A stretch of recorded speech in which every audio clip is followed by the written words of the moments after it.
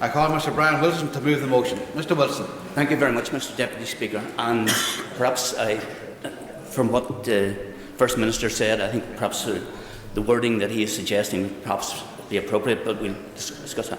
In proposing the motion, I should like to first clarify my own views on this. I'm totally opposed to the extension at the runway of George Best Belfast City Airport. However, this is not the intention of the motion. It is to call for the application to be referred to a public inquiry. The support for a public inquiry is widespread, ranging from local councils, including those most affected in Belfast and North Down, many thousands of local residents, to the largest user of the airport, Flybe, and Belfast International Airport. These concerns must be addressed in a transparent manner, and this can only be done through a public inquiry. This is not a straightforward planning application. It will affect the lives of thousands of residents and will be of strategic significance to the development of the Northern Ireland economy.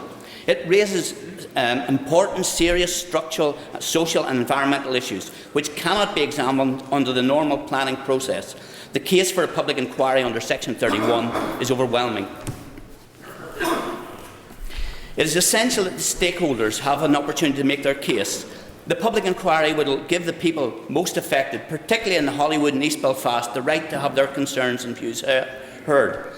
It will allow the independent scrutiny of the noise, health and environmental impacts of the proposed extension. In particular, it would enable the inquiry to examine the impact of the changes made under the 2008 planning agreement and the introduction of the larger Boeing 737s last year.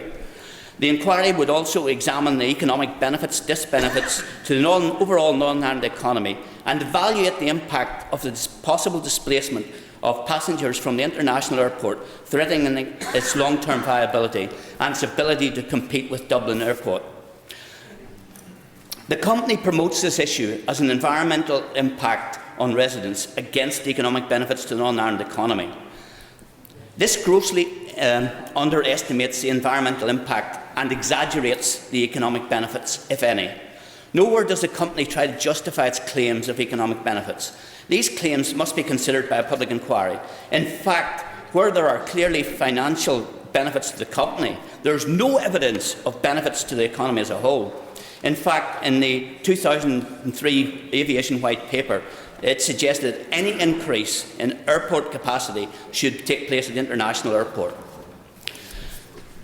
A number of economic benefits have been suggested. First of all, there would be an increase in jobs. Now, obviously, new jobs will be created in the construction of the runway.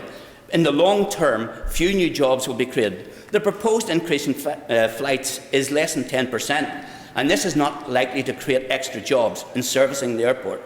New jobs created as a result are likely to result as a displacement of jobs from the international airport. Increased tourism. Most tourists expect to travel 10 or 20 miles when arriving in a foreign destination. Indeed, Ryanair passengers would expect to travel at least 50. The shorter distances from Belfast City Airport is not likely to influence a tourist who wishes to visit Northern Ireland. Increased business traffic. The city airport already provides an excellent service to most UK cities. Unfortunately, there is no European city which could justify a regular flight to business services alone, and in the past year a large number of flights to European cities have had to be withdrawn. In fact, the present business user is more likely to be discouraged by having to queue behind 300 holidaymakers bound for Tenerife or Malaga.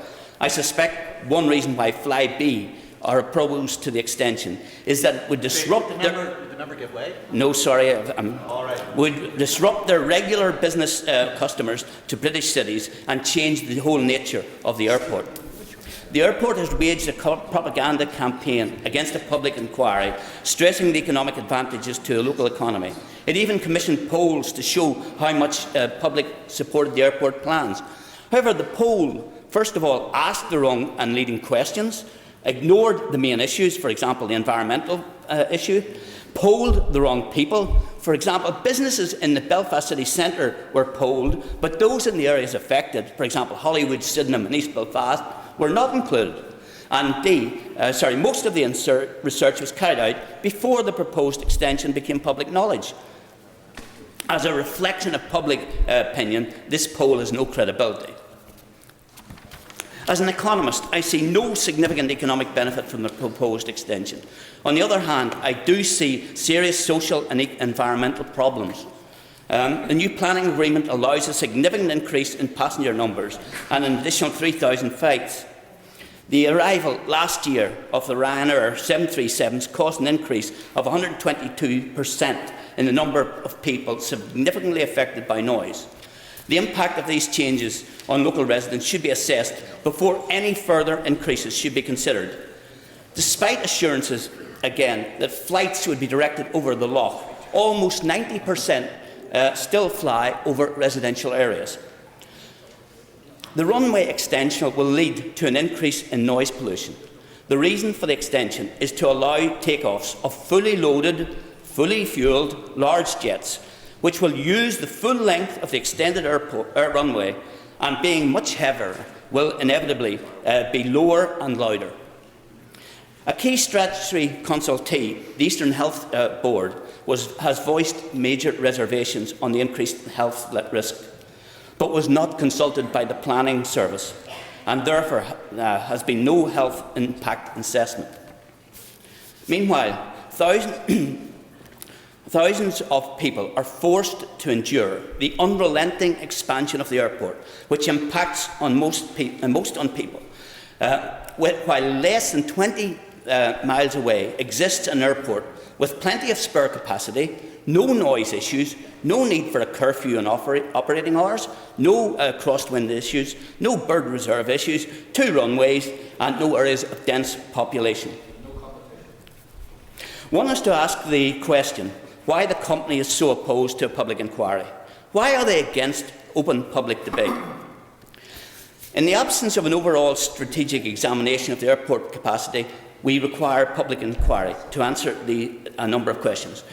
And I think we should actually have a regional plan for airporting. Unfortunately, this is a reserved issue, but basically we should have some regional assessment of our capacity for required for airports. So we've got to ask ourselves, what are the benefits, if any, to the economy? And basically, I would query there are any. Sorry. Okay. Is it not correct that it would be foolish to take a decision in a piecemeal fashion without a proper strategic aviation strategy for Northern Ireland? Surely that is vital for Northern Ireland to ensure that we're doing what is right for the economic advancement for Northern Ireland plc rather than some particular area of Northern Ireland.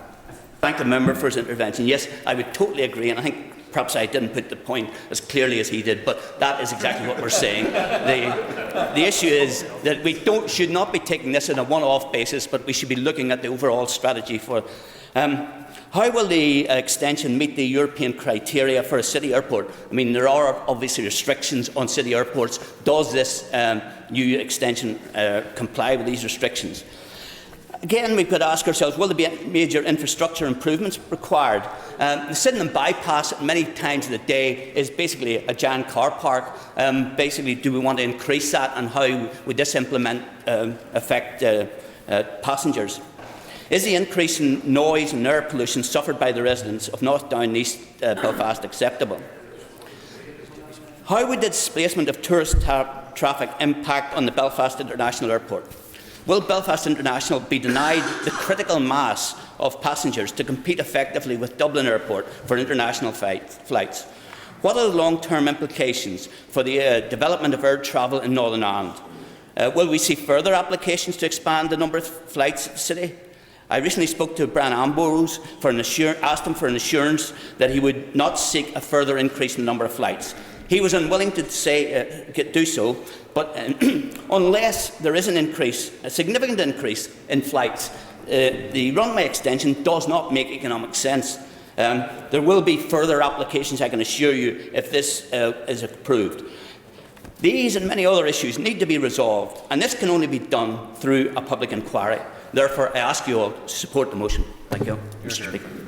The Business Committee has arranged to meet immediately upon the lunchtime suspension today. I propose, therefore, by leave of the Assembly, to suspend the sitting until 2 p.m, when Mr Jimmy Sprott will be the first Speaker. The sitting is by leave suspended.